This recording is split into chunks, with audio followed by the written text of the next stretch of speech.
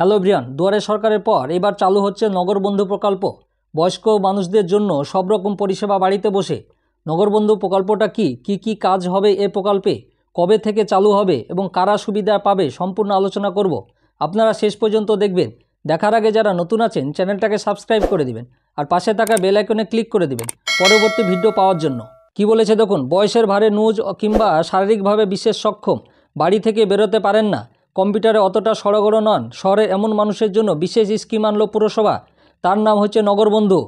শুক্রবার কলকাতা পুরসভায় এই স্কিমের উদ্বোধন করলেন মেয়র ফিরহাদ হাকিম, পুর কমিশনার বিনোদ কুমার, মেয়র পরিষদ আইটি সন্দীপন সাহা।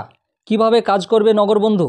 মেয়র ফিরহাদ হাকিম জানিয়েছেন, বয়স্ক মানুষদের পক্ষে পুরসভায় আসা সব সময় সম্ভব হয় না। এখন অনেক পরিষেবা অনলাইনে, কিন্তু প্রবীণরা স্মার্টফোনের সঙ্গে সড়গড় নন।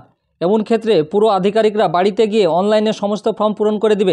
আপনারা যদি বয়স্ক লোক হন, আপনারা অফিসে যেতে পাচ্ছেন না, তখন আপনারা যদি কোনো কাজ করতে চান তাহলে পুরো আধিকারিকরা আপনার বাড়িতে চলে আসবে এবং সমস্ত ফর্ম পূরণ করে দিবেন। তার জন্য হোয়াটসঅ্যাপে খবর দিতে হবে পুরসভাকে 8335991111। এই নম্বরে হোয়াটসঅ্যাপে জানাতে হবে সমস্যা। মানে আপনি এই নম্বরে হোয়াটসঅ্যাপ করলে আপনার বাড়িতে পরিষেবা পৌঁছে যাবে, মানে আপনার লোক পৌঁছে যাবে, দ্রুত বাড়িতে পৌঁছে যাবেন পুরসভার আধিকারিকরা। 1 জানুয়ারি থেকে শুরু হবে নগরবন্ধু পরিষেবা, মানে জানুয়ারি মাসের 1 তারিখ থেকে এই পরিষেবাটা চালু হবে নগরবন্ধু প্রকল্পটা। মিউটেশনের কাজ থেকে শুরু করে জন্ম মৃত্যুর পর সংস্থাপত্র বা সমস্ত সাহায্য মিলবে নগরবন্ধু পরিষেবায়। মানে মিউটেশনের কাজ, জন্ম মৃত্যুর সার্টিফিকেট সবই পেয়ে যাবেন। মেয়রের কথায় ট্রেড লাইসেন্সের জন্য অনলাইনে আবেদন করতে হয়। বয়স্ক মানুষেরা কম্পিউটারে চালাতে জানেন না, তেমন ক্ষেত্রে পুরো আধিকারিকরা প্রবীণদের বাড়িতে ল্যাপটপ নিয়ে যাবেন, তাদের হয়ে সমস্ত ফর্ম পূরণ করে দিবেন। আপনি ফর্ম পূরণ করতে না পারলেও আপনার পুরো আধিকারিকরা আপনার ফর্ম ফিল আপ করে দিবেন এবং সম্পূর্ণ প্রসেসটা করে দিবে, ওরা অ্যাপ্লাই করে দিবে। আপাতত এই পরিষেবা বিনামূল্যে থাকলেও আগামী দিনে এই পরিষেবা ব্যবহারের জন্য টাকা দিতে হবে। মানে এখন আপনাকে ফ্রি পরিষেবা দিচ্ছে, পরবর্তীতে হয়তো টাকা দিতে হবে। শহরের একাধিক বাড়ির এখনও মিউটেশন করা হয়নি। দেখা গিয়েছে সিংহভাগ ক্ষেত্রে প্রবীণদের পক্ষে আসা সম্ভব হয় না কলকাতা পুরসভায়।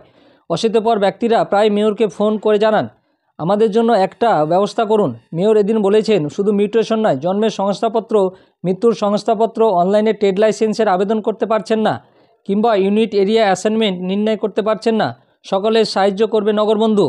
আপনি মিউটেশন থেকে জন্ম মৃত্যু সার্টিফিকেট, ট্রেড লাইসেন্স সম্পূর্ণ কিছু করতে পারবেন এই নগরবন্ধু প্রকল্পের মাধ্যমে। মানে দুয়ারে সরকার প্রকল্পের মতন আপনার নগরবন্ধু প্রকল্প।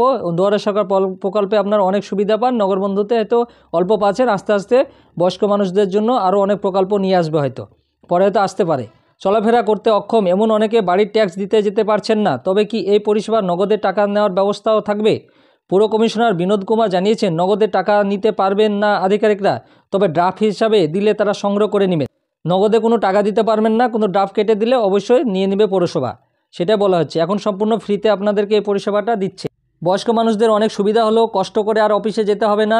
আপনার পুরো আধিকারিকরা কোনো প্রবলেম পড়লে হোয়াটসঅ্যাপ নাম্বারে আপনারা জানিয়ে দিবেন। যে নাম্বার আপনাদেরকে বললাম সেই নাম্বারটা অবশ্যই নোট করে নেবেন। সেই নাম্বারে আপনারা SMS করলে পুরো পুরসভার লোকেরা আপনার বাড়িতে পৌঁছে যাবে। শুধু একটা ফোন বা SMS করলেই আপনার সব পরিষেবা বাড়িতে বসেই পেয়ে যাবেন। এই পরিষেবা চালু হলে কেমন হবে আপনারা অবশ্যই কমেন্ট করে জানাবেন। আর আমার এই ভিডিওটা ভালো লাগলে লাইক এবং শেয়ার করে দিবেন। আর যারা নতুন আছেন চ্যানেলটাকে সাবস্ক্রাইব করে দিবেন আর পাশে থাকা বেল আইকনে ক্লিক করে দিবেন পরবর্তী ভিডিওটা যাতে আপনি প্রথমেই পেয়ে যান। আর যারা ফেসবুক পেজ থেকে দেখবেন অবশ্যই পেজটাকে ফলো করবেন। ধন্যবাদ।